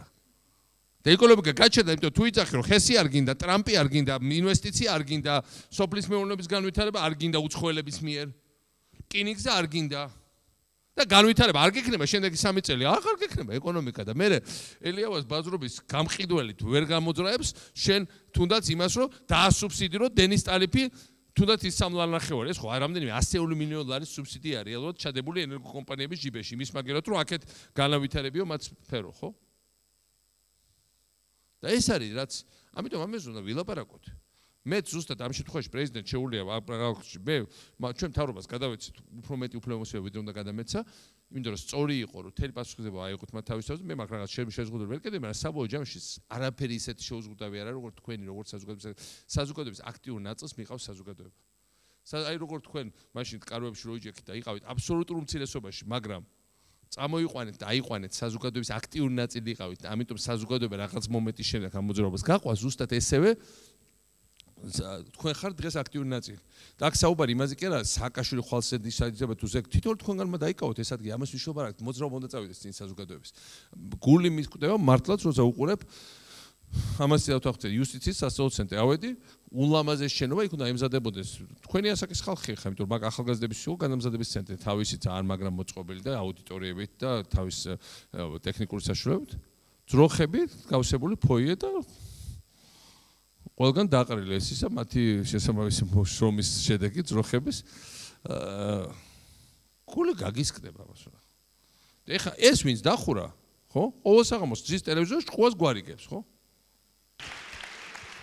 მეგობრებო, ჯერ ერთი მინდა ვთქვა, რომ ამას არანაირი მნიშვნელობა არ აქვს ეს დაცვის სამსახურს წაიღებენ თუ არა და ამ სასახლეს მიხარია რომ გარდა განათებული იყოს, მაგრამ ნუ ეს ამას წაიდას ადამიანი რეალურად და ეს ჩემს საკითხი საერთოდ დგას აქ და თუ 11 თვეში ამოიწურებთ შეფრამოშება ისაც სხვა პრეზიდენტი ექნება იმას ეყოლებოდა და სხვაგან ინსტიტუტების პატივისცემა ქვეყანას სცემს თუ არა თავის თავს პატივს ეს ერთი ძალიან მნიშვნელოვანი თემა არის და მეორე არის ის რომ ჩვენ უნდა ყველა შეგველოს როცა იძახით რომ აგრესია და კი რაღაც ნაწილს აგრესია კიდევ უფრო გამოძაბნდება თქვენს მიერ რაღაც ნაწილი იძახის რომ მაგალითად მანდარინის ფასი 2.5-ჯერ ნაკლებია იმიტომ რომ ვარშალომიძე ჩავიდა და მე უკრაინაში და მეტი საქმე არ მქონდა დავბრუნდი საბაჟოებში და აჭარის თავრობის გეგმებს ზაკრულად ვშლიდით ნუ ეს მიუთითებს მათ აზროვნების სიმწირეზე ზბილად რო ვთქვათ და არ არის ნიუგეშის მომცემი. მაგრამ მეორე საკითხი რაც არის აქ და რაც უნდა გვესმოდეს ის არის რომ კი რაღაც ნაწილი პოლიტიკოსების ბოლომდე ჩვენ გადაგვარული რაც უნდა მოხდეს, მაგრამ ხალხი სხვა არის. და ხალხთან არის საჭირო მუშაობა. ხა პოლიტიკოსები კი ჩვენ უნდა გვესმოს საერთოდ ეს აგრესია რა თქმა უნდა ნაციონალურ მოძრაობისთვის პრობლემა იყო განსაკუთრებით ოქტომბერი, ნოემბერი როცა შეიძლება განცდა გაჩენილიყო რომ ქვეყანაში მარტო მეორე ფერებია. და ეს განცდა გაჩნდა იქიდან რომ მასშტაბურად დაიწყეს შეშინება ჩვენი ხალხის. და ბევრმა უბრალოდ შეეშინდა აზრის გამოთქმა. მასშტაბურად დაიწყეს საკრებულო ყველაზე ადვილი საქმე იყო რომელიმე ჩვენი საკრებულოს წევრის კაბინეტიდან გამოთრევა, შეურაცხყოფა, დამცირება, ცემა ზოგ შემთხვევაში. ამასიათ ყავდა გერმანელების რაღაც ჯგუფი და ნახეს კადრები მარტვილის საკრებულოს დავსხვის და თქვეს ხო ეხლა ამ თავრობამ რაც უნდა გველაპარაკოს იმიტომ მანამ თავრობაში ვარ აი ეს კადრებია ჩვენ გერმანიაში ნახეთ გვაქვს გასული წლის 30-იან წლებში ესეთი რაღაცეებიო და ძალიან კარგად გვესმის ეს რა არის არანაირი ხალხის რიცხვა და ხალხის მოქმედება ეს არ არისო ვიღაცა 50 100 150 ტიპაჟი რო დაიარება და იქიდან ყრის გამგებლების და საკრებულოს თავმჯდომარებს. ამიტომ ამას უნდა შევხვდეთ შვიდად. მე მგონი შიშმა დაიწყო გადავლა. ხალხმა დაიწყო ხმის ამოღება და ეს უფრო შეუქცევადი პროცესია, იმიტომ რომ ჩვენ ეპოქაში, ჩვენ დროში, ჩვენისთანა ქვეყანაში, რომელიც უკვე ნახა 8-9 წლიანი, მიუხედავად პირველი ხარვეზის და წარმატებული განვითარება დემოკრატიული მათ შორის, იმიტომ რომ დემოკრატიულად დამთავრდა ყოველ ყველაფერი. ჩვენისთანა ქვეყანაში ძნელია კი არა შეუძლებელია პროვინციული დიქტატურის დამყარება. და შუალედურად ეს არ ხდება. აი არ ხდება რომ მარტო უნდა დაიჭირო 30% და ყველა დანარჩენი 70 შეეშინება. არ გამოვა. ან მარტო ვიღაცას თქვა საზეიმოდ გამოყრ თანამდებობიდან მეორე არასოდეს არ მოიდებს. არ ვიღაცას თავში წაუთაქებ და მეორე არასოდეს ხმას აღებ პირიქით. ეს გამოიწვევს კონტრრეაქციას. ამიტომ და მithumetes ახალგაზრდების არაფერს შესაშინებელი მათი არ გჭირდეთ რა. არანაირ ეს ხალხი ისეთ საშიშები როგორც უნდათ რომ გამოიყურებოდნენ ტელევიზორით რომ ნახე რა საშიშები ვართ და ნახე რას გიზამთ და ხალხის რიცხვა დაგატყა მე არ მინდა ხა რომელიმე ადამიანის ფიზიკურ იმაზე და იმ რაღაცზე ვილაპარაკო ეს ნამდვილად არის ჩემი ფუნქცია და ნამდვილად არ გამოს ნიშნულობა საუბარია იმას რა იდეებსაც ისინი გამოხატავდნენ ისინი მათი იდეები არის უკიდურესად წირი და ეფუძნება იმას რომ პოლიტიკა არის ჩვენ პოლიტიკაზე ვილაპარაკეთ და ჩვენ დაგიჭერთ და პოლიტიკური სივრცე არ უნდა შედგებოდეს ერთი ხრი დაჭერებისგან მეორე ხრი კონტრარგუმენტებისგან უნდა შედგებოდეს არგუმენტებისგან და კონტრარგუმენტებისგან დაჭერება ვერ იქნება ვერანაირი არგუმენტები და ამიტომ ახლა 5 10 20 30 და მე თანდათან ყველაფერი ეს მსგავსება კომედიას ნუ ტრაგიკომედიაში და მე უბრალოდ კომედიას და კომედიას ბოლოს ვინც გაიცნობს ბოლოს ის დარჩება გაცინებული ასე რომ არ ვიცი მე ამას შევხედავ ძალიან მშვიდად მათ აგრესიასაც შევხვდებოდი წყნარად აგრესიას პასუხი არ არის საჭირო რომ აგრესია თავისთავად არის სისუსტის ნიშანი გამარჯვებულებს ყველაზე გამარჯვებულებს უნდა ახასიათებდეს პირიქით სულგრძელობა და დამარცხებულებს უნდა ახასიათებდეს თუ ის მაგარია გამომწვევის აქციელი შეურიგებლობა ხო როცა არჩევნებზე პირველად გასვლას ახასიათებს გამწარება და შეურიგებლობა და გამომწვევის აქციელი ესე იგი თლად წესრიგში არ აქვს ყველაფერი ეს არის ზუსტად რასაც ჩვენ ვხედავთ და მე ვფიქრობ ამას ჩვენ ყველანი ერთად გადავახავთ ძალიან საინტერესო არის აქ მყოფი საზოგადოებისთვის და აი ესეთ საკითხი არის რაც ცოტა დაბნეულობას იწვევს ანუ ვრცელდება ინფორმაციები რომ უმრავლესობა შეუძლია რაღაც შემთხვევაში აქვს მექანიზმები რითაც შეძებს ვეტოს დაძლევას. კი. მაინტერესებს ეს რომ თქვენ აგვიხსნათ რა შემთხვევაში შეუძლიათ მათ შეუძლიათ თუ შეაგროვებენ 90 ხმას, რა თქმა უნდა შეუძლიათ შეაგროვოთ. ამ დეპუტატებს აი შეაგროვებენ მაგალითად იაშა შერვაშიძეს დაუჭირეს შვილი ნარკოტიკებზე და გაუცვალეს ნარკოტიკებზე დაჭერილი შვილის გაშვება ნაციონალურ მოძრაობის ფრაქციიდან გასვლაში. ხო დღეად როგორც ხდება ეს დაწოლა ვიღაცას იქ ცოლის ბიზნეს უტერება ვიღაც ქრის ბიზნეს ვიღაც მანქანების ის შემოტანა გაუჩერეს ვიღაცას საკრებულოს წევრის დეპუტატის ბიუროს უფროსი დაუჭერეს და ამ მეთოდებით აგროვებენ ამ ხმებს მაგრამ გადალახონ ხმები გამოუშვან თავის თვითონ აიღონ პასუხისმგებლობა რუსეთის შპიონების გაშვებას თავიდან აუშვან პასუხისმგებლობა რომ პედოფილებს უნდა შეუმციროთ სასჯელი და დაარქვან ამას ამ ვეტოს გადალახვა აიღონ მათ პოლიტიკურ პარტიების პასუხისმგებლობა საბოჯარში ეს პოლიტიკური პროცესი. გამარჯობა ბატონო პრეზიდენტო. მე მაინტერესებს რას ფიქრობთ განათლებაში მიმდინარე ახალ რეფორმებზე, თუნდაც საატესტატო გამოძებს რო შეეხება სწავლის საფასურის გაზრდასთან დაკავშირებით. მე მიმაჩნია რომ სწავლის საფასური ისედაც ზედმეტად მაღალია და უпростоროდ არ შეესაბამება ხარისხს განათლების. თავარი ისე რომ პრობლემა იმაშია რომ ჩვენ უნდა მართლა კონკურენტულადიან განათლების პირობებში ამ ხარისხის განათლებას ჩემი აზრით უნდა ღირდეს ბევრად უფრო ნაკლები, ეს ერთი, რაც ღირს და ფასიანი. მეორე, ესე იგი, იმიტომ რა თქმა უნდა, ხა თუ ბესმის რომ ამერიკაში და რაღაცაში ძალიან საოცრად, ხა მე რომ ამერიკაში წავედი, მაშინ განათლება ღირდა წელიწადში $15,000 მე არ ვიხდიდი, რა თქმა უნდა, ეს პროგრამა იხდიდა. ეხა იმ ფაკულტეტზე ღირს 50, მაგრამ იმან თანდათან აწია, იმიტომ თანდათან პოპულარული გახდა, თანდათან ყველა მიხვდა რომ მაგარია და რაღაც ეხა ჯერ არ არის არც ჩვენი უნივერსიტეტი მიახლოებითაც იმ დონეზე რომ ჯერ ვინმე რამე დაიწყო. ჩვენ თვითონ რეალურად ვართ იმ სივრცეში, სადაც ეს დონე, აი ხა ნელ-ნელა ეწევს ამოწურვას და ნამდვილად არ შეიძლება ესე უსწრობდეს გადასახადი ჩვენ ეკონომიკურ შესაძლებლობებსა და მათ განსაკუთრებით მათი სწავლის დონეს, ეს ყველას უნდა გვესმოდეს. მეორე რაც არის, მაგრამ მე ვფიქრობ რომ ფსიქოლოგიური ფაქტორიც არის, რომ ქართველები ზათ არიან მეტი გადაიხადონ განათლებაში, იმიტომ რომ უნდათ განათლება. და ამის ცუდად ექსპლუატაცია მიმდინარეობს. მეორე მიმაჩნია, რომ საერთოდ სტანდარტების დაწევა არის დიდი სისულელე, იმიტომ რომ სტანდარტების დაწევა სტანდარტი ნელა უნდა ავწიოთ და ოღონდ რაც ჩვენ შემოგქონდა ბოლოს და რაც მათ გაუქმეს იყო, რომ სკოლაში ჩააბარონ გამოცდები. სკოლიდან შევიდა, იმიტომ რომ სკოლიდან თუ შედიხარ, რეპეტიტორი აღარ გჭირდება. კი, ჩვენ მივაკეთეთ სისტემა, რომ იქ ცალკე უნდა მომზადებულობა მისულიყო, მაგრამ ყველა შემთხვევაში რომ ნახეთ სტატისტიკა, დიდარი რაიონებიდან გამოსული ბავშვები ბევრად მეტად აბარებდნენ ვიდრე სხვები. რატო? იმიტომ რომ უფრო ნიჭიერები იყვნენ, რეპეტიტორებს ფული ჰქონდათ. და ჩვენ თქვით რომ აი რაც სკოლაში ისაა, ხოლმე იმ პროგრამით თავის სკოლაში დაჭერს და იქ უკვე მხოლოდ ინტელექტი შეჯიბრია რა. და არა ვის რამდენი დიდარი ისაა. ეს გაუქმეს. მე მაინც გონია რომ სისტემას არ ჩამოანგრევენ, იმედია. რაღაცებს ჩინაზე ახლა მაგალითად ბათუმის ტექნოლოგიური უნივერსიტეტის პროექტი გაჩერებულია, რაც სულად გაუგებარია ჩემს რატო, ახლა ჩემთან იყო ასოცირებული ხო და ბევრი სხვა, მაგრამ საბოლოო ჯამში აქ მანდაც ჩვენ უნდა ვიყო ძალიან ფხიზლად და მანდაც ნამდვილი სტუდენტური თვითმმართველობა უნდა შეიქმნას იმ გაგებით, რომ მართლა დამოუკიდებელი უნდა იყოს ყოველგვარი პოლიტიკური ზეწოლისგან, მაგრამ ადმინისტრაციული ზეწოლისგან თვითონ გადაწყვეტილება. ეს უნდა იყოს, ხო? ხა მე ჩვენი თვითმმართველობის სისტემა როგორც ქონდა, მიუხედავად დიდი პატივისცემისა იმ ხალხის მმართველობის იყო ძალიან ცუდი. და ეს მე ძალიან კარგად ვიცი. იმიტომ რომ იყო ჩაკეტილი სისტემა და ჩაკეტილი სისტემა არ შეიძლება იყოს, უნდა იყოს ნამდვილი თვითმმართველობა. საერთოდ მინდა გითხრათ, რომ საქართველოს, რომელსაც მე მივილტვი, რომლისკაც მე მივილტვი, არის ძალიან დემოკრატიული ქვეყანა. ჩვენ დაუბრუნდებით მთავრობაში, დაუბრუნდებით სრული დემოკრატიის პირობებში. ჩვენ არ უნდა გვეშინოდეს კამათების, თავისუფალი ტელევიზიების, თავისუფალი სასამართლოების, თავისუფალი ასთა კონკურენციის. იმიტომ რომ ეს არის როგორც კი ამის გეშინია, შენ თვითონ კარგავ ფორმას რა. და ეს ეხება სტუდენტურ თვითმმართველობასაც. იქაც უნდა სრულად გახსნილიყო და მოიგო იდეებით და არა იმით რომ რაღაცა მოდი ახლა მე უფრო მაგარი ვარ სხვა გაგებით, ხო? ხო, ამიტომ ეს არის რაც უნდა შევქვნათ, რომ ჩვენ აქეთკენ ჩვენ მივდიოდით ეტაპობრივად, სამწუხაროდ რაღაც სფეროში ვერ მივედით, მაგრამ რაღაც სფეროში მივედით, როგორ არ მივედით. ამიტომ ეს უნდა მოხდეს განათლების სფეროში. თუ ნამდვილი თვითმმართველობა, ნამდვილი აქტიური უნდა გავიხსნას ეს თვითმმართველობა, უფრო ინკლუზიური გახდეს, უფრო და არ ეშინოდეს კონკურენციას რა.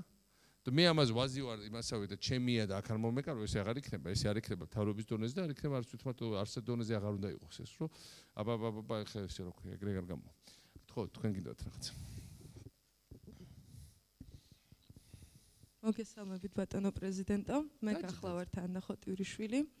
და მსურს ასეთი რაღაც დავაფიქსირო, მთელი ახალგაზრდულის სახელით მინდა გთხოვოთ, რომ ჩვენ გვერდით იყოთ ბოლომდე, თქვენ ჩვენთვის ხართ მაგალითი, სამაგალითო პიროვნება ბრძანდებით და დღეს თქვენ გვერდით ზის გოგონა, რომელიც მოხვდა ავარიაში და ხერხემალი აქვს დაზიანებული, მაგრამ ბოლომდე ჩვენ გვერდით არის და ძალიან დიდი მადლობა ყველაფრისთვის და ძალიან დიდი სურვილი მაქვს, როგორც მოქალაქე ამ ქვეყნის, რომ თქვენ იყოთ ბოლომდე ჩვენს გვერდით, ახალგაზრდობის გვერდით, რომელიც ვართ მომავალი ამ ქვეყნის. და ჩვენ ნამდვილად გვრჯერა, რომ თქვენთან ერთად ჩვენ ავაშენებთ ბრწყინვალე საქართველოს. მე მოდი ვარ, მე ვიქნები შემოპარული თქვენ შიგნით. იმიტომ რომ მე ვცდილობ ჩემ თავში ბევრ ახალგაზრდულ ენერგიას ნამდვილად, მით უმეტეს რომ საქართველოს გარემოებები უწყობს ხელს პოლიტიკური გარემოებები, რაც თქვენ თქვით, რომ უკან წავედა, ხო? ფილმი როა ბრედ პიტი რო თამაშობს, რომ ჯერ მოხუცი როა და მე ახალგაზრდავდება თუ გინახეთ სულობა და ბოლოს რო ესეთი ხდება, ხო? დაახლოებით იგივე პროცესი დაგვეწყო ბევრ პოლიტიკოს, იმიტომ რომ რაღაც დრო წავიდა უკან, ხო? და ამიტომ ამასაც დადებითი პლუსები აქვს ჩვენისთან ხალხისთვის, ვისაც არ უნდა დაბერება. იმიტომ რომ მეტი ენერგია გაქვს, მეტი გამოწვევა გაქვს, მეტი სასიცოცხლო საკითხები წდება ქვეყნისთვის და რა თქმა უნდა ჩვენთვის აქ საუბარი არ არის ჩვენ პირად საკითხებზე. აქ საუბარია რომ არ უნდა გამოგვეცავოს ის რაც რუდუნებით ამდენ წელი ვაშენეთ. იმიტომ რომ პრობლემაა რომ თუ შენებას უნდა მოყოს მეტი შენება. თუ შენების ალტერნატივა არის გრევა ის არ შეიძლება იყოს პასიურობის რაღაცა საფუძველი ჩვენს, ამიტომ ჩვენ უნდა მაქსიმალურად ამ მიმართულებით ყველაფერი მოძრაოთ. ამიტომ მე მართლა გძნობ, რომ მე პირად მაქვს ეს დიდი გამოწვევა ჩემთვის პიროვნულადაც. ყველაფერი დიდი გამოწვევა ხარ. აქ არის პლატფორმა, ძალიან კარგად იცით ახლა რა. პლატფორმა რომ მაგალითად შენობების გრევის. რატო შენობების გრევის? არაფერმა არ გაახსენოს ხალხს, რომ ამ ქვეყანაში ვთქვათ კორუფცია რო აღმოიფხვრა, კრიმინალი რო აღმოიფხვრა, ნუ ეს ხელშესახები იყო, მაგრამ მატერიალური ფასეულობა ამის ეს დასანახად არ იყო, ხო? თუმცა ეს ყველაფერი ამის გაგზელება იყო, კორუფცია რო იყო, იმიტომ შენდებოდა. და თუ აშენდა იმასაც თუ მოანგრევენ, რისი ხა დიდი, აი სულ ამას უტრიალებენ გარშემო, რომ უნდა დაანგრიონ და როცა იძახი მთავრობა ინტენსიურად ლაპარაკობს გრევაზე, ის ქვეყანა არ შეიძლება განვითარდეს. ეხლა ძალიან მარტივია, ხო? აი ეგ რიყეზე რამდენიმე ასეული მილიონი ჩაიდო ამ შენობებში. ტურისტებზე რო ვიძახით 4.200.000 რის ხარჯზე ჩამოწა? ამ ყველაფრის ხარჯზე. ამ ყველაფრის ხარჯზე რო გამოვითარეთ ყველა აღტაცებული დადის სურათებს უღებს რაღაც ყველაფერს რომ ბოდიშვიხთი და 10 წლის წინ ჩვენი ქვეყანა იყო ყველაფერთან ერთად მინდა სამწუხაროდ გაგიზიაროთ საკმაოდ შეუხედავი. იმიტომ რომ იყო ჩამოფხაჭრილი, ჩამოხეული, ჩამონგრეული, ფერდაკარგული ყველაფერს ამას უნდა შენახვა, გაუდგი ჩვენ ძალიან დიდი ისტორიის და კულტურის ქვეყანა ვართ, მაგრამ ყველაფერი იყო ესეთი რაღაცნაირი, ხო? მიუნათება ღამის თბილისში ხო სხვანაირია და დღის თბილისი, ხო? და ამასია თეთრ ქალმა სწორად ხო ტელევიზორში დაიწყეს ჩაბნელა, მაგრამ ბათუმი იმ დღეს ჩავით. სანახევროდ იყო ჩაბნელებული, საიდანაც ჩამოფრინე დელეგაციასთან. ყველა რესტორანი იყო დახურული, ეს იყო ერთი თვის წინანდელი ისტორიის გიყვებით და ერთი თვის წინ ბათუმში, ერთი წლის წინ ამავე ნოემბრის თვეში ყველაფერი იყო სავსე. ეხა იყო ცარიელი, ნახევრად ჩაბნელებული. ყველა კაფე რესტორანი იყო დაკეტილი, ერთი რესტორანი იყო ღია და ვიყავით 15 კაცი. მივიდეთ და გითხარს რომ მარტო ბოდიშია 6 ულუფა გვაქვს კერძისო და მეტი არა გვაქვს. ვიღაცას აღმოხდა ყმუილი, რომ რამე ვქნათ, მივვარდეთ სადმე, ან გადავალთ რაღაცა ვქნათ, როზე მივიღოთ წოები, იმიტომ რომ თვალთა და ხელშუა გვეცლებაო. და მე ამ შემთხვევაში ჩვენი გამოყვების საკითხი ნაკლებად მაინტერესებს. ეს ეხება ყველას ადამიანს, ვინც იქ ჩავიდოდა. და ეს არის რაც არის რა და ახლა როცა ასეთ რაღაცებზე ლაპარაკობთ, საჭიროა ვიმოქმედოთ, თორე თვალთა ხელშუა აგვეცლება ეს ყველაფერი. ეს არის. გთხოვთ თქვენ. მოგესალმებით, ბატონო პრეზიდენტო. მე მაინტერესებს კომუნალურებთან დაკავშირებული, ანუ ტარიფის დაკლებასთან რა ბერკეტებით ახორციელებენ, ანუ რა ბერკეტებით უნდათ რომ ეს კომუნალურების ტარიფები დააყო რა. მაგრამ რაც შეეხება ტარიფებს, ჩვენ მოგესმენთ, დაინახეს რომ გაზის ტარიფები, დავძენთ, გაზის ტარიფები ვერ იაფთება პრაქტიკულად, თუ სუბსიდია არ მიცეს ბიუჯეტიდან.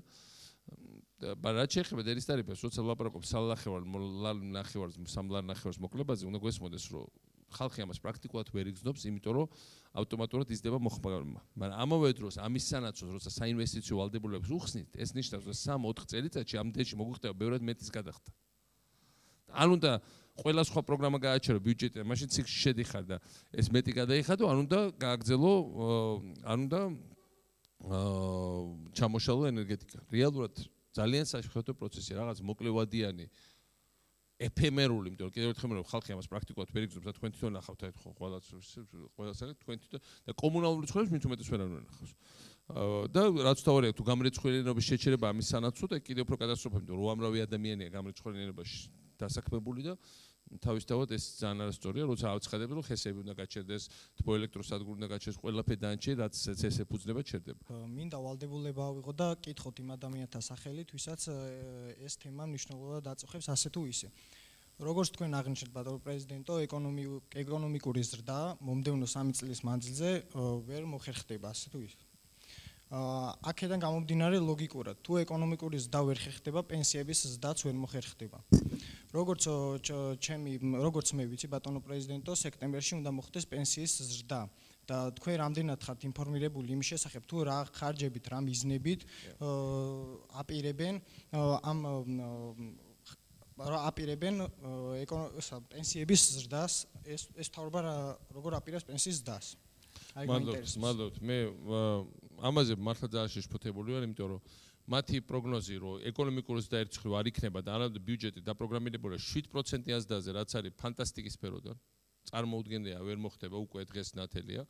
და დაპროგრამირებულია 3%-იან ინფლაციაზე. 7+3% 10%-იან ნომინალურს და ამ პირობებში ინფლაცია იქნება უფრო დაბალი, იმიტომ რომ გაჩერდა ყველა ბაზარი. უძრავი ქონების აშენდა ესე ფასები ნაკლებად გაიზრდება, ეს თითქოს კარგი ამბავია, მაგრამ გადასახადების საკრებების ძალიან ცუდი ამბავია. და მეორეს მხრივ ეკონომიკის და იქნება იმ პირობებში, როცა მთავრობა აცხადებს, რომ არ იქნება, ალბათ მთავრობა ნახანამობს, ესე იგი არ იქნება, ხო? და აბა საიდან მოვიდა ეს ციფრები, რომ 700 მილიონით გაზრდილი ბიუჯეტი. ეს არის გათვლილი დღევანდელი შეკრების დონეზე და დღევანდელი ეკონომიკური ზრდის დონეზე.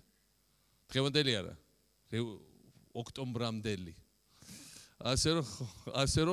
ასე რომ რა თქმა უნდა, შემდეგ ჩემი პროგნოზი სამწუხაროდ არის, რომ მე გააჩერებენ ინფრასტრუქტურის იმ პროექტებს, რომელიც დარჩენილი იქნება, რომ იქიდან წამოიღონ ფული. მე აღმოჩნდება, რომ ეს კიდევ უფრო მეტად შეამცირებს გადასახადების საკრეფას. მე კიდევ უფრო სპირალში შევდივართ. აი ხა დღეს პირველად მოხდა ის წელს ბოლო ერთ თვეში, რაც 9 წელიწადზე არნესებს თხოვენ წინასწარ გადასახადების გადახდას. წინასწარ გადასახადების გადახდა ეს არის კრიზისის ნიშანი. მე ამას მოყვება ეგრეთ წოდებული პრაკრუტკა, როცა სამინისტრო ამ წინასწარ გადახდის ისე ატრიალებს, რომ აჩვენებს, რომ თითქოს ყველაფერი წესრიგშია, მაგრამ ეს ხო რეალური ფული არ არის. ამიტომ რა თქმა უნდა, თავარია რომ უფროს მოახსენო ყველაფერი წესრიგშია. დღეს მთავრობაში დამკვიდრა ახალი ტერმინი, რომ მოახსენეთ ვერტიკალზე. ეს არის ძველი საბჭო ტერმინია, ეს თქვენ არ გემახსოვრებთ, მეც არ მახსოვს, მაგრამ ნუ შემახსენეთ ბავშვობიდან. ვერტიკალი თუ გააქვს, ძალიან ცუდად არის შენი საქმე, იმიტომ რომ ვერტიკალი ასე შეშოს, რომ ყველა ელოდება ზემოთ გადაწყვეტილებას, თვითონ გადაწყვეტილებას ვერ იღებს და ზემოთ არ უნდათ მოსმენა არაფერი პრობლემის ქვემოდან, იმიტომ რომ უნდათ რომ ყველაფერი კარგად იყოს.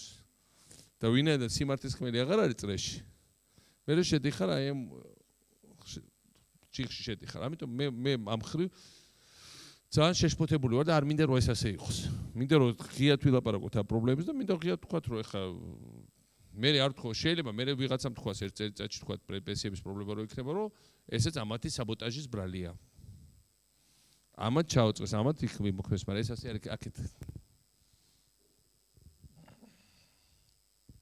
გამარჯობათ. მოგესალმებით, სოფიკო ზამბახიძე. ძალიან მიხარია რომ თქვენთან ერთად აქ ვარ და თქვენ გისმენთ კითხვას. მე მინდა შევეხო ყველაზე მტკივნეულ თემას ჩემთვის და ალბათ ყველასთვის საქართველოში და არა მარტო დაკარგულ ტერიტორიებს. მაინტერესებს რამდენად შესაძლებელია ამ მართველი ხელისუფლების დროს დაკარგული ტერიტორიების დაბრუნება. ან როდის დავიბრუნებთ?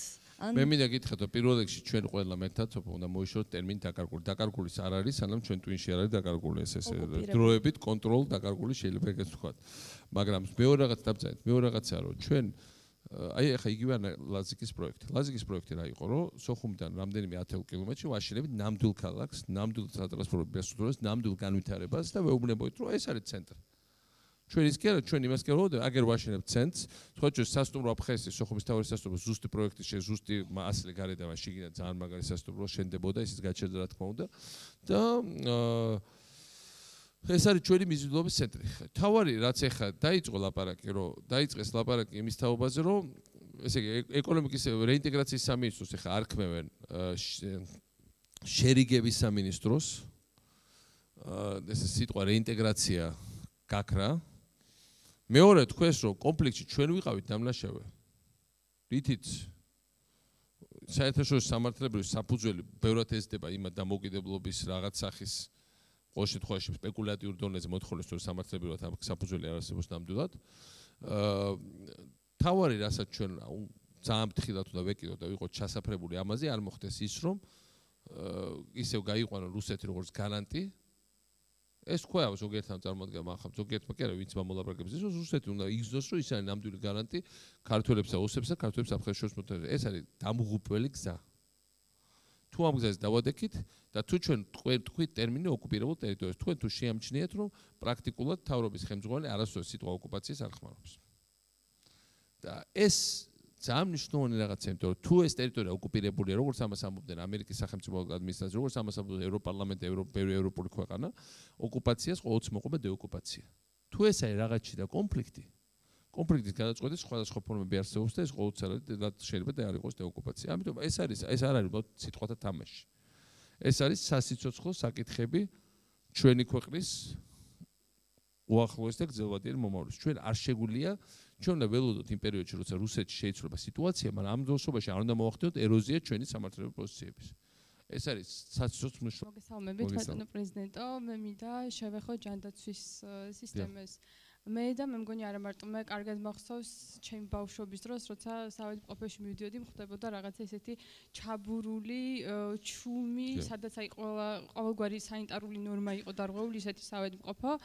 შეიძლება და იქ შევხვედროდით ნასვამს ან ნარკოტიკებით გაბრუებულ ექიმს და ეს მე მგონი ახალი არ არის.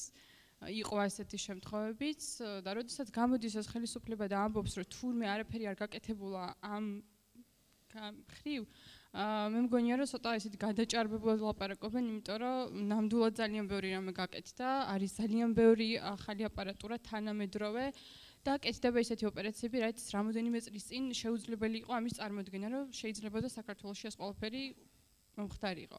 ასევე როდესაც ლაპარაკობენ დაზღვევაზე, რომ თურმე გქონდა ძალიან ცუდი დაზღვევა, შემოიღეს ახლა რაღაც სასაცილო ხუთლარიანი დაზღვევა, რომელიც აი არ ვიცი, მე პირადად იმაში რამდენადაც ვიცი არაფერი არ შედის მნიშვნელოვანი.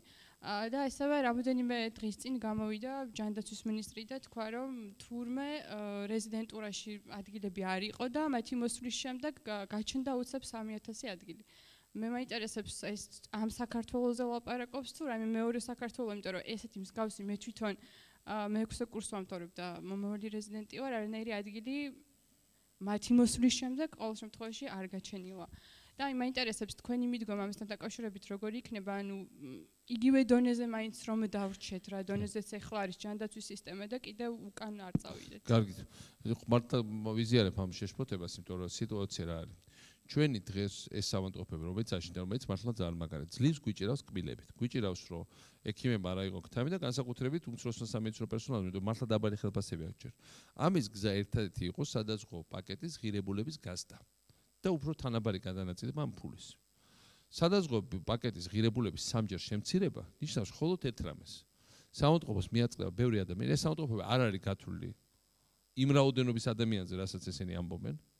იმიტომ რომ ჩვენი პროგრამა ეს იყო, რომ შენდება სამონტყოფოები, თანდათან იზრდება დაზღვეულთა რაოდენობა, იზრდება ეკონომიკა და თანდათან გადავდივართ 3 წლიან 4 წელიან ვადაში საყოველთაოდ დაზღვევას და იმ ტემპით თუ მოხდებოდა ახალი სამონტყოფოს შენებლობა, გადავიდოთ მანდ 4 წლის თავზე ვიქნებოდით. ეხლა ესე რაც ამბობენ, რომ არსებულ სამონტყოფოებს მიაწყდეს ხალხი ბევრი, ოღონდ პრაქტიკულად ყალბი დაზღვევით. რაც ავტომატურად ნიშნავს, რომ როგორც კი ეს მოხდება, ექიმები, ექთნები, ყველა სხვა პერსონალი გადავა ჩაოლებრად ფულის კეთებაზე. ძალიან მარტივი აქვს, არ არსებობს არანაირი სხვა ალტერნატივა. ეს არის, რასაც ესენი ამბობენ. ესენი თქვენ ჩვენი ვალდებულება შევასრულა და ჩაოლებ მივიღებთ საბჭოს სისტემას. საბჭოს სისტემა როგორ ვითომ ყველა დაზღვეულია, სიამოვნებაში არავინ დაზღვეული არა და ყველაფერში ფული უნდა გადაიხადო. ეს არის, რაც არის აქ ჩადებული. არა, სხვა ისე რომ აღიარონ, როგორც ბევრ რაღაცაზე აღიაროს, რომ ბოდიში შეგვეშალა გათო, არ აღმოჩნდა რომ არავინ წელში არ ყოფილა. ესეც შეიძლება გააკეთო, მაგრამ ამის ნიშანს ჯერ ვერ ხედავ, ხო?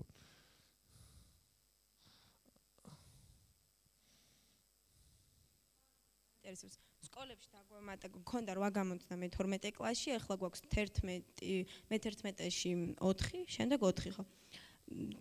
თქვენ გვიწევენ რომ ეს რეპეტიტორების პრობლემა ის მაინც გვიწევს რეპეტიტორებთან სიარული, მაინც გვიწევს იმ 4 საგანში თუ არა 2 საგანში მაინც ფიზიკა, ქიმია ვთქვათ მომზადება, იმიტომ რომ ძნელია.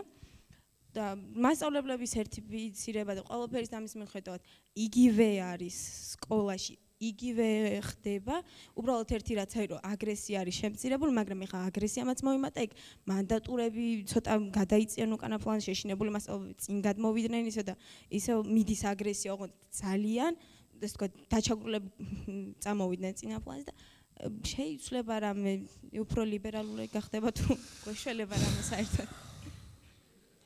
აი ჩვენ ზუსტად მაგაშია, რომ ჩვენი ქვეყანა 8 წელი სვავდა ბოლო წლებში განსაკუთრებით კითხვას განვითარდებით თუ არა. ეხა კითხვა რომელიც ისვება, გვეშველება თუ არა ისევ. გადავრჩებით თუ არა. უკან სვლაზე როცა ლაპარაკობთ, ეს არის პრობლემა. თავარი შეიცვალა თავარი კითხვა. განვითარდებით თუ არა კი არა? გადავრჩებით თუ არა? ამას ვებძოლით, იმიტომ რომ ვარდების რევოლუცია და პირველი 2 წელი სადაც დავდივართ, გვეშველება რამე ბატონო მიშა, გვეშველება რამე ბატონო პრეზიდენტო უკვე. ბოლო წლებში ამ კითხვას აღარ მიცხოვდნენ. ეხლა თანდათან უკან შემოვიდა ისევ ეს კითხვა, რომელიც არის 90-იანების კითხვა. რა თქმა უნდა, მე ძალიან კარგად ვიცი, რომ სკოლა არ იყო идеალური. რა თქმა უნდა, წარმოუდგენლად რეალურად რეფორმირების სისტემა, მაგრამ ეტაპობრივად ნელ-ნელა მაგრამ თუ ეს უკან შეაბრუნე, ისევ წახვალ იქით და მე იქიდან უნდა ვიძახოთ ისევ, აი ესე როგორც უკან ეს Brad Pitt-ი მიდიოდა, ჯერ უნდა მასწავლებლებმა ისე ფულის ბანდიტურები თანათან გაქრენ, მასწავლებლებმა ფულის აკრეფა დაიწყონ, მერე შუშები უნდა ჩაიმსხოს და ხის ფარდები გავაკეთოთ, მერე იქიდან ბურჟუიკები გავყოთ რო ფეჩი რო და მერე შეშაზე უნდა აუკრიფოთ ფული. ამას ყველაფერს უკან რო ატრიალებ. უკან გადადების სხვა ჩვენს მართლა მიყვებოდა შემოვიდა ეს კრაკაძილი ეს ნარკოტიკი და მართლა ეგ ნარკოტიკი ყოფილა ეგეთი.